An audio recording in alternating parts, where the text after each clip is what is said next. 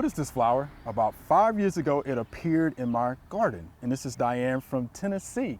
Camille, what is that flower? Beautiful picture, by the way, gorgeous. Miss Diane. Appreciate that. Yeah, that's one of our favorite flowers. We're growing it here in the gardens, and it grows wild in Tennessee. It is a passion flower, a purple passion flower vine. Some people call it maypop. Yeah. That's a common name you might hear.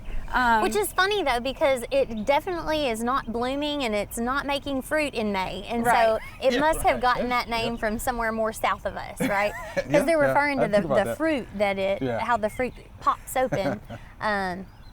Right, so it doesn't do that in May here. Yeah. I just think it's funny. That plant is a great butterfly host plant.